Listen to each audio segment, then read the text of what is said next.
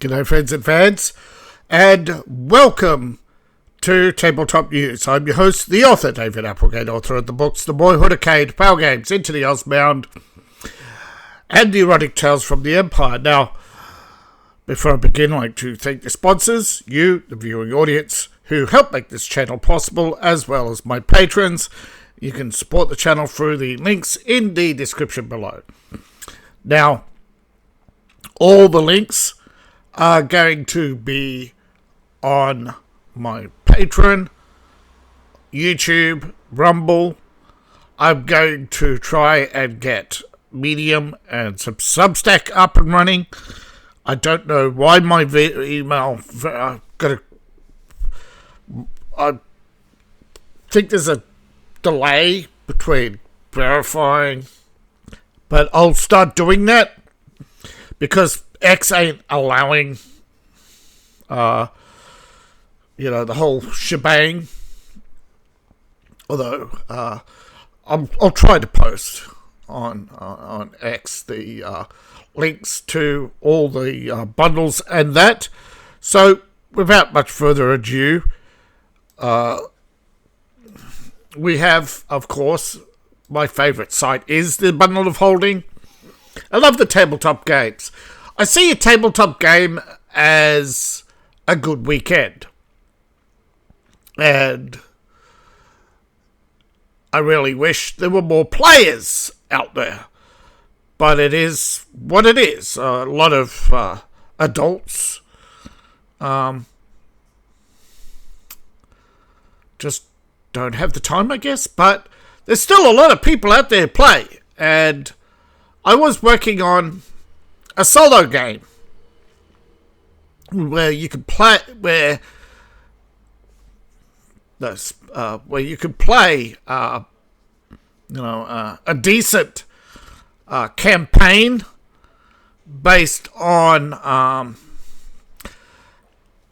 some of the ideas I've had in development for a while, particularly this Mindscape dungeons, but turns out that there are games like that already, and I know the whole Mindscape maze thing comes from virtual reality, so it's not an original idea, but I was just thinking if I could put an interesting science fantasy twist to it, and that's what I'm building with the Empire of Elves. But these bundles... there's some amazing bundles, of course. Now, Over the Edge 3rd edition.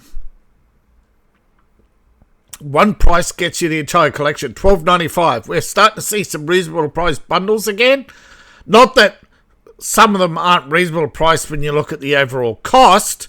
I still think after you're creeping past $20 is starting to get a bit rich for some people. Now, this was a Kickstarter campaign. Over the Edge 3rd edition bundle is from Atlas Games. It's fringe science and hyper-reality. Unleash wild conspiracies in the Edge, the main city of the Atlantic island of Al-Majar. Now, the front line of the Last Voyage is a sandbox of hidden cabals, secret agents, psychopaths,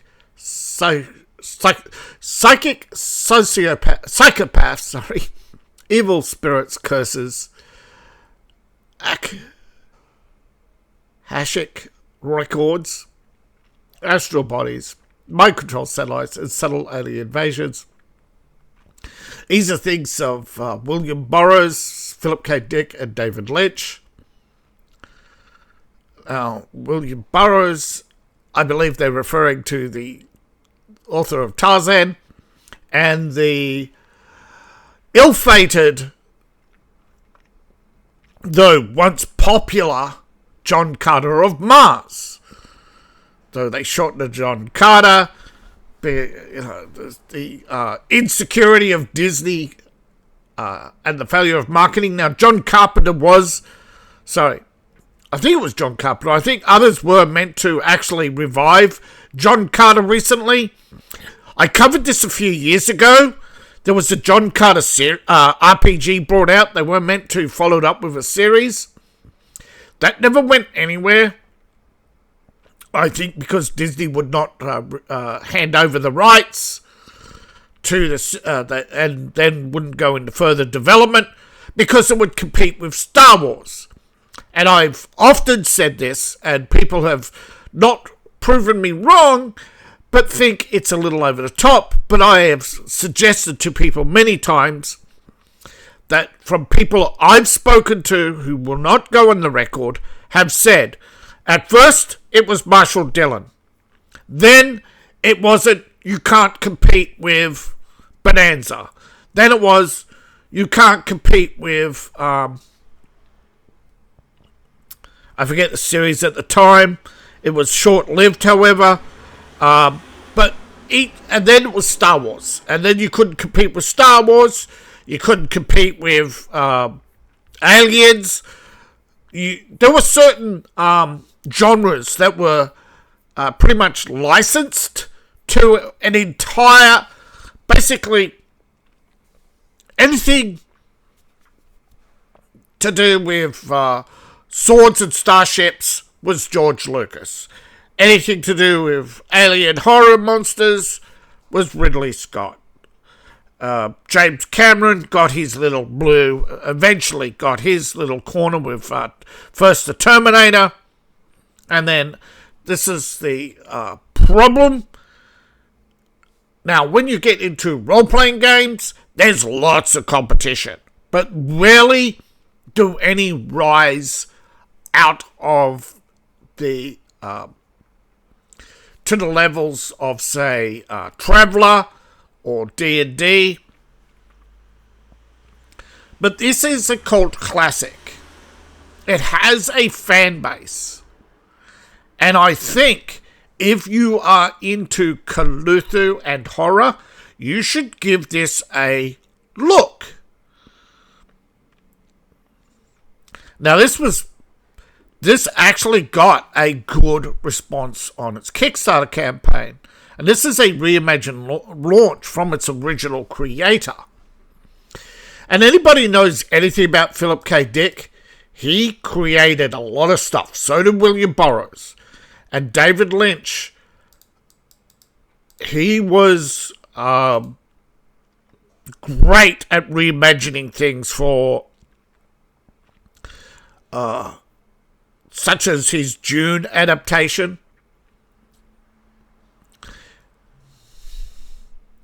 Now, I don't know if it was first, but Battle of the Planets and Star Blazers, they set the tone for adaptations because they were so successful. But see, the difference is people didn't know the source material. Same with David Lynch and Doom. Because so many people didn't know the source material, it was not faithfully adapted and accepted.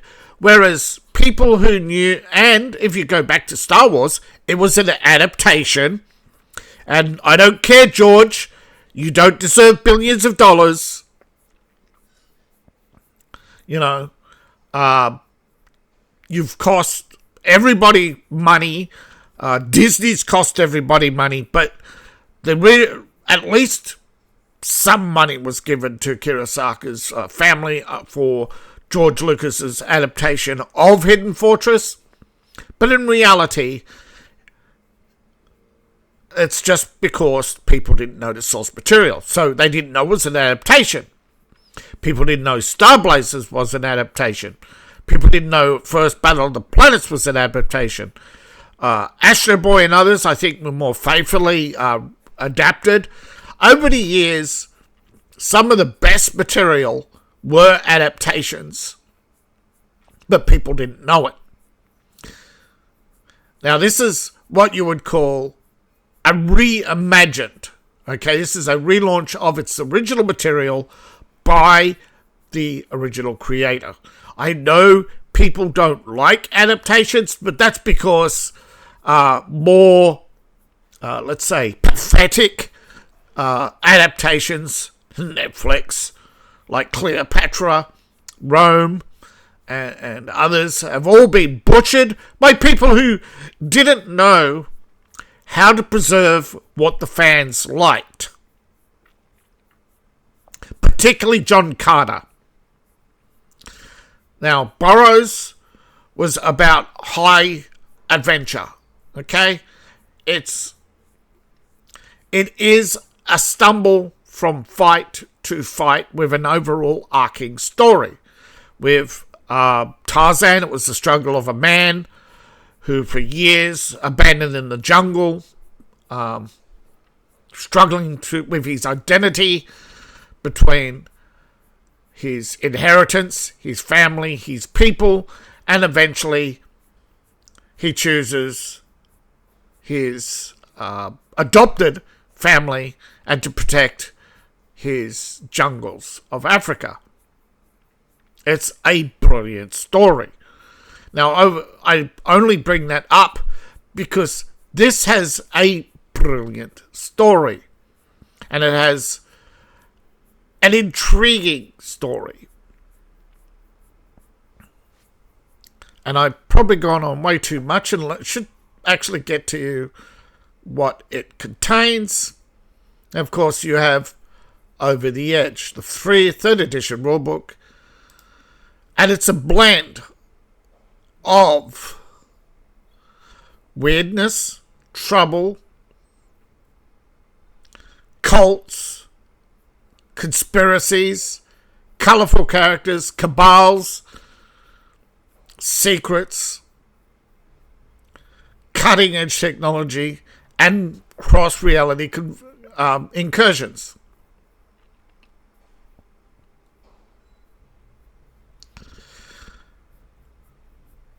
Now you have, you establish what characters cannot do. You have a simple resolution mechanic. And it's 3 strikes and you're dead. Now,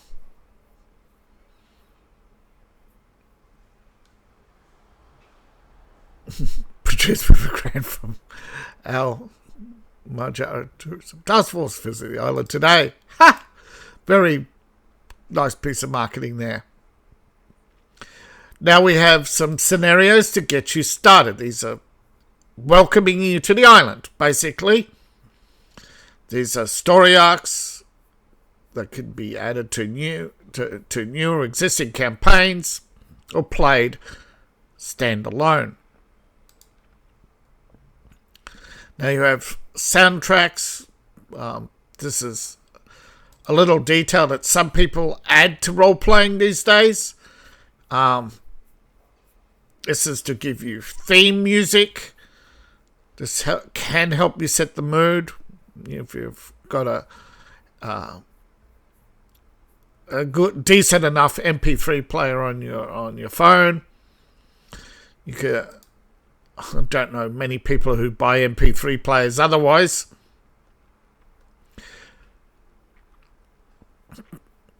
But yeah, it's a nice little collection. And as I said, you look at the rule book and then count the extra material, right? Extra material. So you've got 3 games, right? 4 scenarios and the rule book. So you got 4 days of fun right there for $12.95. That's cheaper than a movie. That's how I look at it. How much material you have and what you get out of it, right? Now, this is the 7th offer in a row. They're not all out at once. Most of them have expired. For the Cthulhu mythos. Now, I think Lovecraft does not need an introduction. Either you're a fan or you're not. And if you're not, you still, if you're into horror, you probably don't even know that you've come across Lovecraft in many things. The aliens, the alien horror was originally Lovecraftian, an eldritch monster from the sea. But there's a story behind the scenes that the stuntman was an early Jean-Claude Van Damme, who got a bit too hammy apparently, and they didn't like his performance, and his costume was just making people laugh all the time. So they completely changed it. And actually, I just realised that's not Aliens, that's Predator. Sorry. Aliens, I forget the actual inspiration, but a lot of people have said that it was also Lovecraft. And again, it was the same thing with Predator, where they changed the alien multiple times. I think in part because they were building it. They were building Alien from scratch. And eventually, later when they were developing Predator, they actually remembered the Aliens movie and decided to sneak in an Easter egg or two. And Tentacles, I think anybody who knows their Eldritch lore, Tentacles and tentacle monsters often feature in Japanese culture. But no, this is Lovecraftian Tentacles, and starter collection only $7.95. Now, this is 5 complete standalone games. Now you get 5 games for $7.95. That's 5 days of fun. Alright? But level up, pay the threshold price of $25.04 or more, and you can get the entire collection. So, in the starter collection, Stealing Cthulhu. This is returning to Lovecraft to make old stories new. It's basically pull a George Lucas, get inspired by old material, and breathe new foul air into it with new tentacles. And by stealing, I mean adapting, taking Lovecraftian ideas to create new scenarios.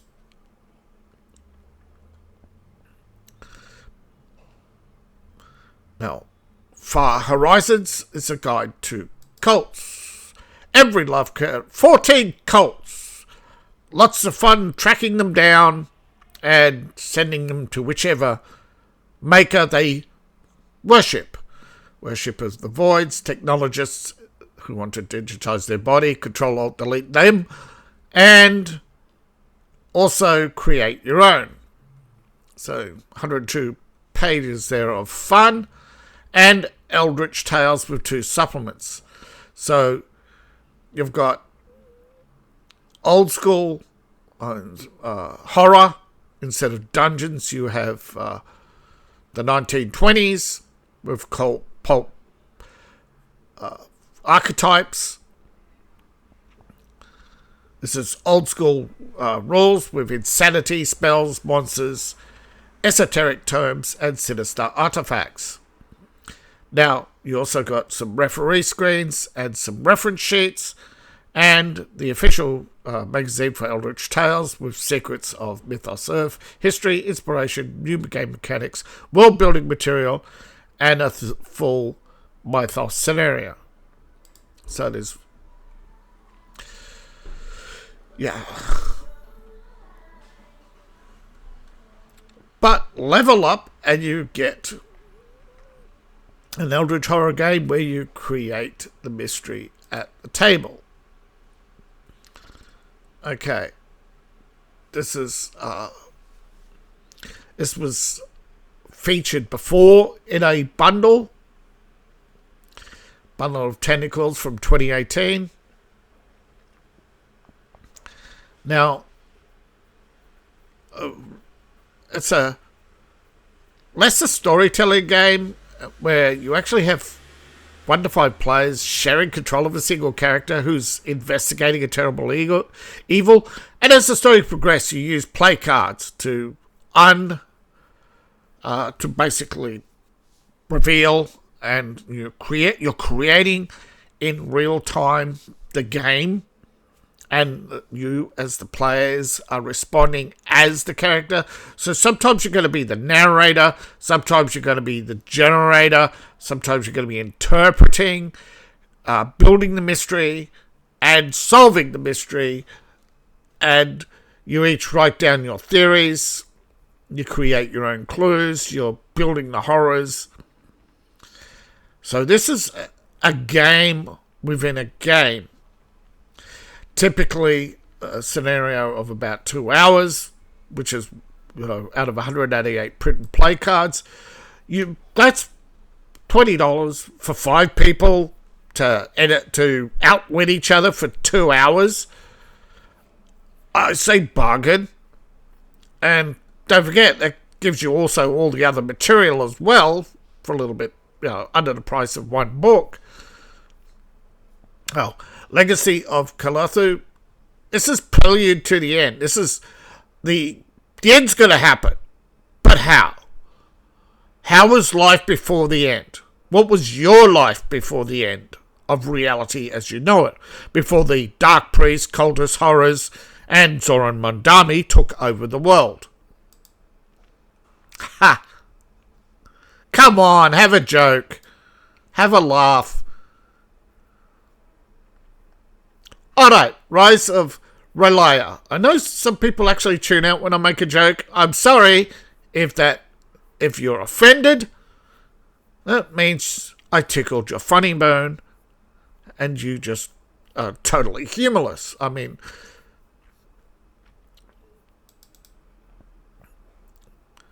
I honestly think that Cthulhu is a good mix of post and modern horror. And even though you take the Arkham of the 1920s, Batman's built on the whole Arkham Asylum of madness. Look at Scarecrow and others. They're all Lovecraftian. So if you can't build a modern or postmodern horror from the real world and use real life situations and then take him to the extreme of Lizard Man or the Fish Man or anything like that, then horror isn't for you. Okay? Because some of the best horror is taking the innocuous and turning it into the grotesque over time. And a post-apocalyptic campaign is a good follow-up to that. So you take that, the legacy, and then you have the follow-up. Year Zero. You are now the survivor, right? You have survived the apocalypse. Millions perish. Millions more transformed, transmuted. The world has been shattered. This is using Year Zero step dice system pioneered in Twilight 2000. You have a mix. Interdimensional invaders, dragons, super soldiers, psychics, pretty much riffs, discount riffs with Lovecraft, more Lovecraftian bend. And are you going to be humanity's hope or go on a psychotic rampage? Pretty much like riffs. And of course, Cthulhu Dark and Fairyland. Now those, believe it or not, the fairy tales used to be were grim dark. The Grimm brothers gave us the word grim. Okay, they gave us the literal grim dark genre, just like Lovecraftian invented the Lovecraftian horror genre. Cthulhu, of course, is just the name of one of the many horrors. But it's the one that stuck the most. Now you're powerless. This is a survival game. And if you're into intense Lovecraftian horror, this is for you. Now, with Fairyland, it's abbreviated, okay? It's just basically investigating the woods, the fairylands, of course. Nothing is what it seems. With Lovecraftian horror, that's the whole point. Tentacles 7 is a bundle. It's close to a mega bundle, but not quite. But it's still a good bundle. Now, Cthulhu Reborn is a mega bundle. It is much bigger, but just as worthy as of Tentacles 7. Now you got 20 investigations, and you can start off for just $9.95 with 8 scenarios, plus some rule sets for horror in any era. So it's 8 to 12 adventures for $9.95. And then you can get more. So we've got a mega bundle here. 20 or more is a mega bundle. And this is, well, close to 2 dozen investigations. This is based on Mongoose Legend and the Delta Green RPG under open license. Now, this gives you everything you need to snap the minds of the courageous. And for $9.95, you get 9 titles in the JJ's collection, DRM3. Beat the threshold price of $21.63. Reasonable price for a mega bundle. And you get more investigations. So, in this, for the minimum, pay the minimum and get Yog Soph Hothri. Legend has it, you say that right 3 times, and you get the horned goat himself. Oh, sorry, the great blob of tentacles, himself wrapped around you, and a permanent love machine of the tentacle kind. Now, this is one of the greats of Cthulhu. I think Yog features in the video game Cultic. Spoiler. It's Lovecraftian. What a shock, right? Now, this is a game of 40 entities, 20 unnatural rituals, 8 bizarre artifacts, 14 tomes, 8 sinister cults, and 8 weird places. And yes, probably there's a partridge tree in there.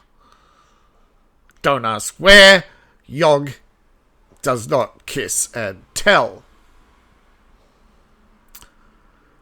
But there you go. So this gives you the base material, right? Consider this the core rulebook, and then you've got eight investigations.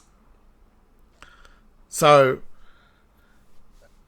there's 8 days of adventures right there at very reasonable prices, and you got a broad range of locations. You've got the Afro-Caribbean,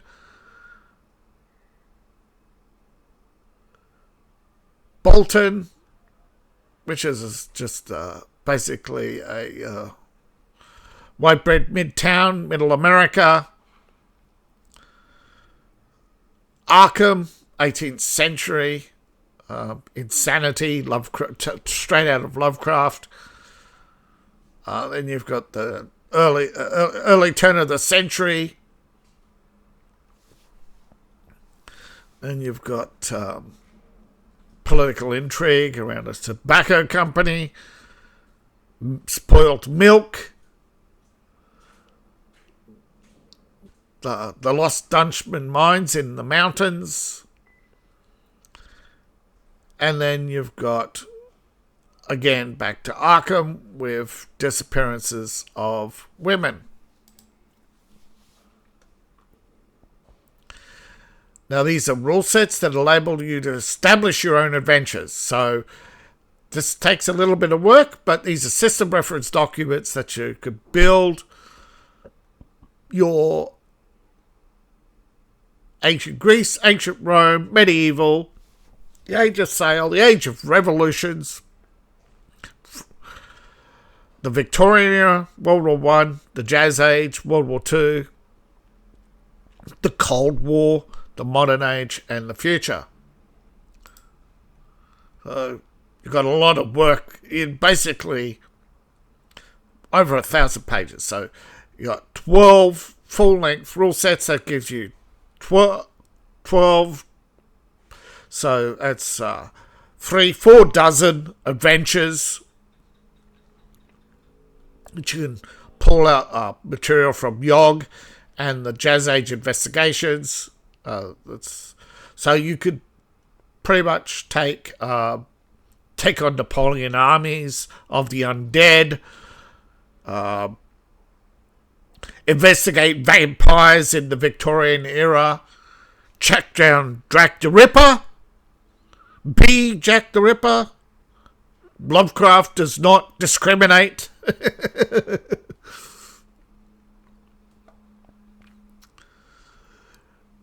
I mean, he's a fishman. You hunt them down in multiple ages. The Roman era. Stop the scourge of the undead Roman Empire. Ancient Greece. Can you save classic civilization before the collapse? Before the coming of the Romans? Or be one of the 12 Athenian scholars who helped build Rome and gave them to turn Rome against and aid their conquest of Greece, because they couldn't do it on their own. But level up, which I recommend you do, and for $21.63, it's well worth it. Just for the 7 investigations alone, it gives you more material, 300 pages to go along with 1,300. So you got a lot of material there to expand these adventures 2 to 3 times over. But you got historical investigations and supernatural threats, mutants, horrors, corpses, missing people, mountain troops, ancient evils, modern era investigations, and 2 masterpiece settings, which will give you multiple days of material there in each. So these are brilliant. I think this is the best bundle so far for Cthulhu. Now we turn to a different tabletop role-playing, a cat kingdom. This is obviously weird fantasy. The Monarchies of Mau is a is science fantasy. Feline and rodent adventures with Pugmire. Thousands of years after man, dogs and cats have inherited the world. They have been uplifted to use tools and language. Animal nations are rediscovering the world they inherited. They seek the leftover technologies of humanity, which they believe to be magic. Explore the ancient and fragmented world. This is a streamlined D20 system with modifiers, D20 plus modifiers versus a target number, as seen as Pugmire. This is an all-new author, everything you need to sink into the world of feline fantasy. And there's one price, $14.95 gets you, did it say 12? So that's bargain, right? That's bargain. Everything you need. Yeah, 12 titles in the Cat and Mouse collection. So you've got the main rules and player aid. Squeaks in the Deep, which includes digital. This is the Empire of Rats and Mice. Underground World. And a Jumpstart Adventure. Then you've got the Cats and Dogs and Adventures for the Your Curious Cats. So let's see, levels 1 to 5. So you got your introduction, 2 introductory adventures for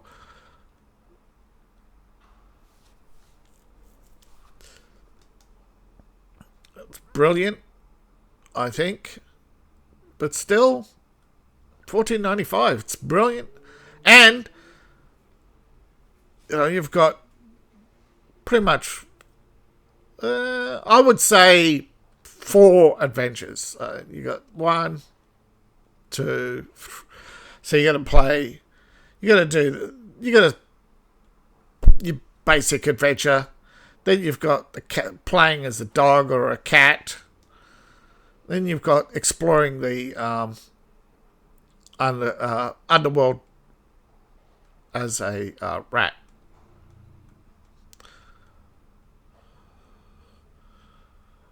But most of it is VTT assets, a guide.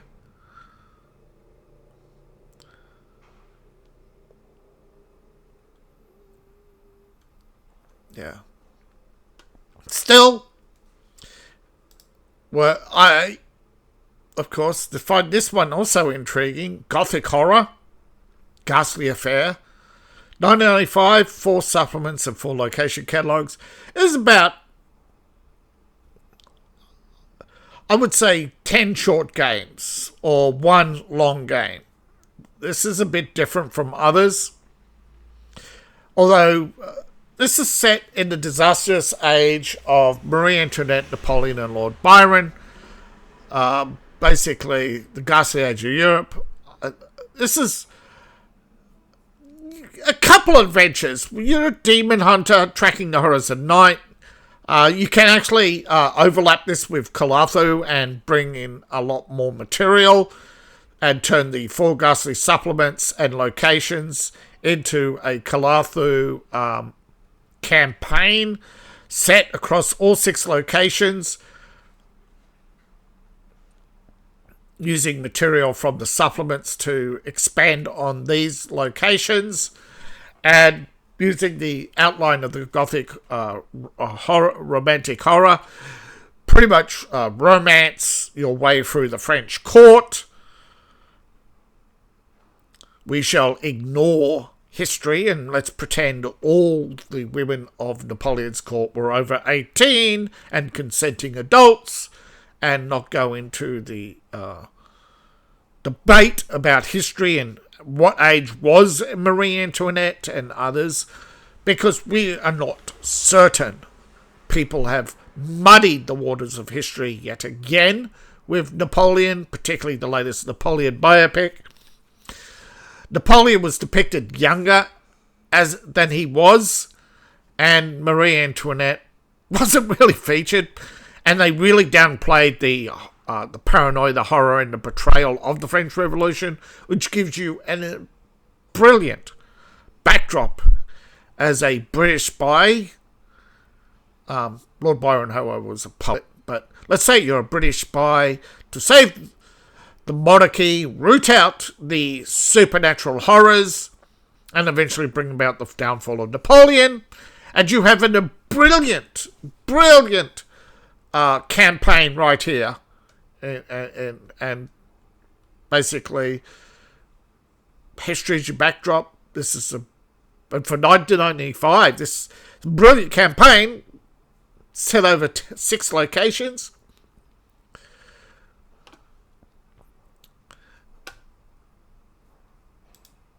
Future Fantasy is my Patreon. I'm dedicated to bringing you high value entertainment. Now, latest post is battle maps. You can get all my notifications. I build my own science fantasy supplements. There's lots of maps. Inspirational art, which will go into material.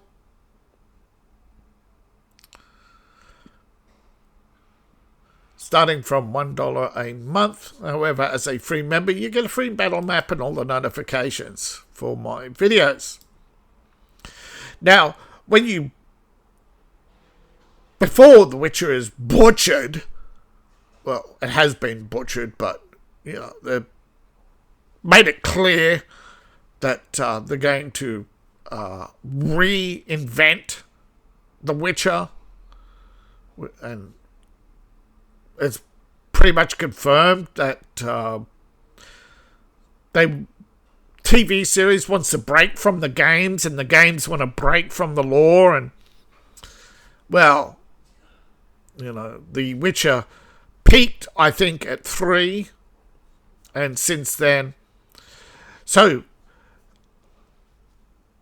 without much further ado, this is well received, and a lot of people believe this is peak role-playing for The Witcher, bringing you The Witcher to the tabletop, and it's classic Witcher as intended by the author, not adapted from the books by Talsorian Games, the same people who brought you Cyberpunk. You have unique classes, unique bestiaries, numerous spells, and a combat system of skills and tactics, where the wrong move could mean ruptured organs or more. And this is a digital edition with a phone PDF version designed for your smartphone, which is rare these days, but it is human created.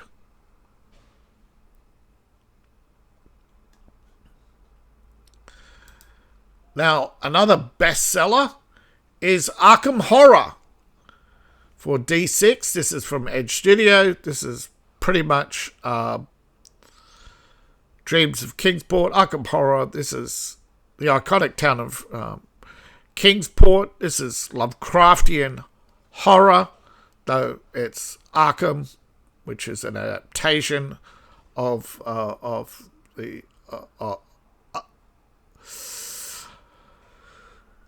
this is basically an adaptation of Lovecraftian set in 1920s Massachusetts. Again, you're an investigator against the supernatural, though. And I believe this is a setting for Arkham Horror, the role-playing game. I do believe Arkham Horror was it featured in one of the bundles at one time? I know some of these mention Arkham.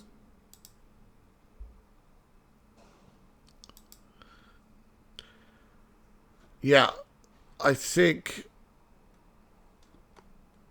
you get some of this material will be familiar, and you can use it. Of course, I've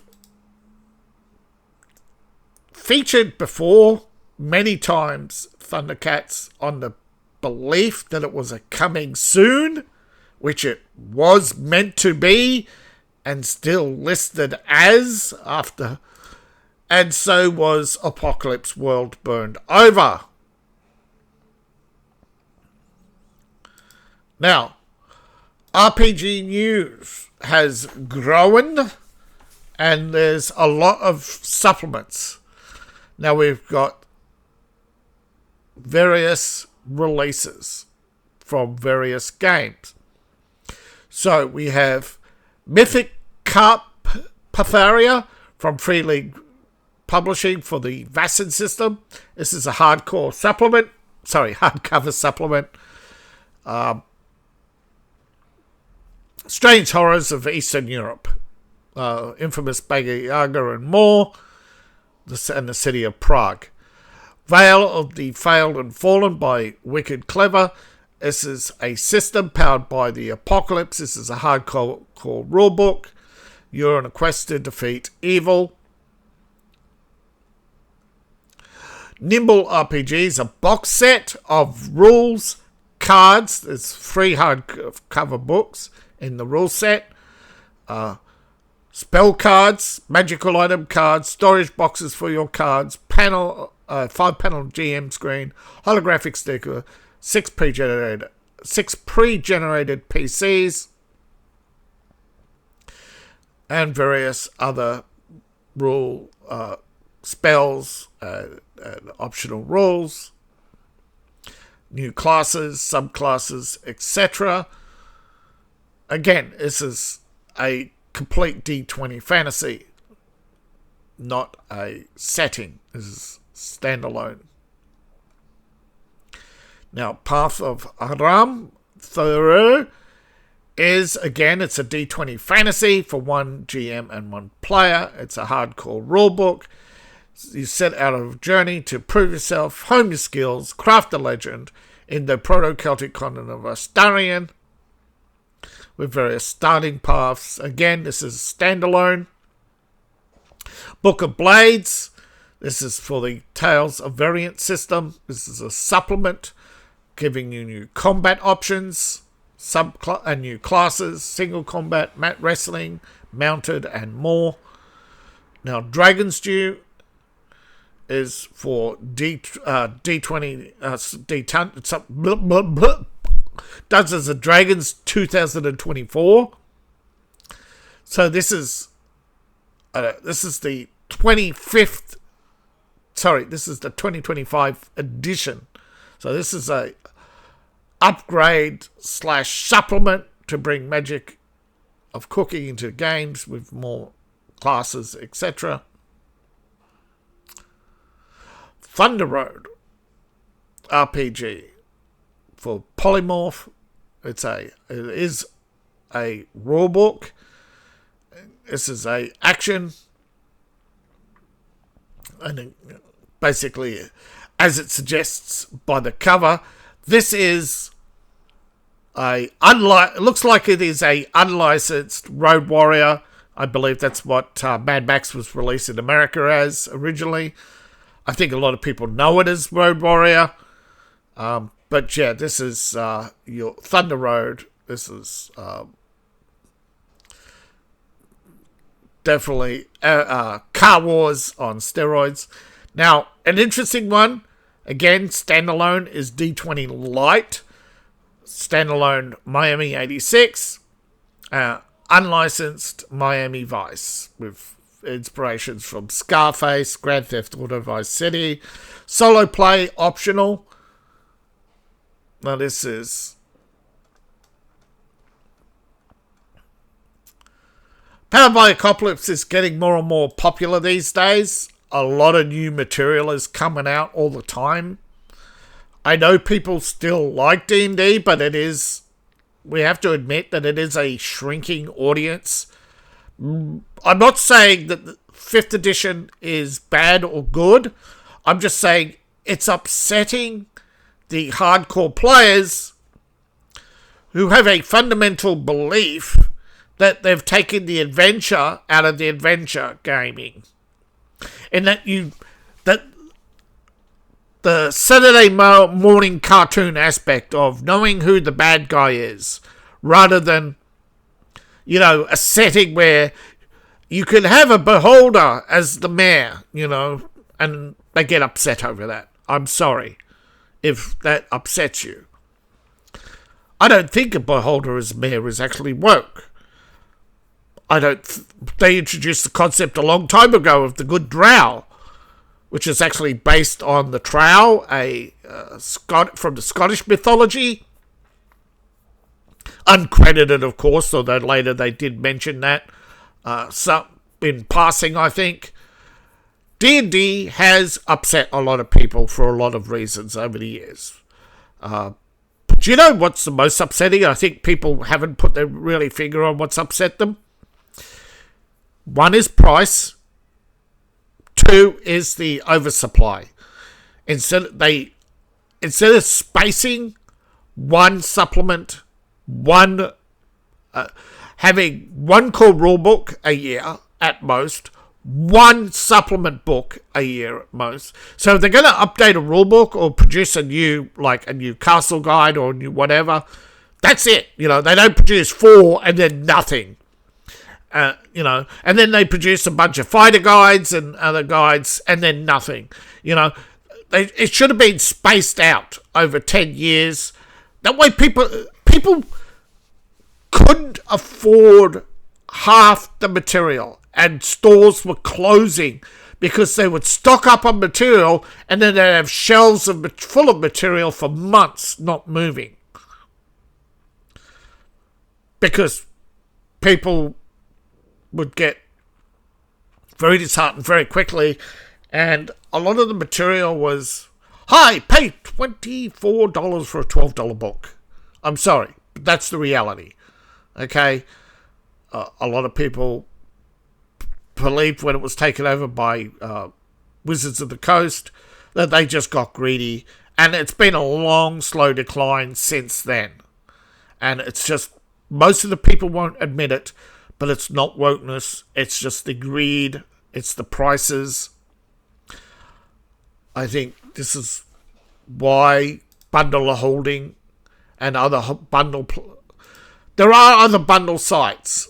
If there's enough demand, I will start covering them as well. Take care. I really appreciate each and every one of you. I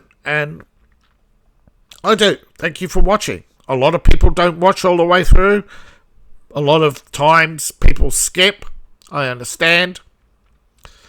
Please like, share, and subscribe. Please support the channel. You can support me on Ko-Fi, Patreon. Buy my books, buy merch. All my links are in the link tree, description below, in my profile, or scan the QR code on the screen. See you all in the next video, and bye for now. I really hope you do join my Patreon, even for free. Come on, join my Patreon today.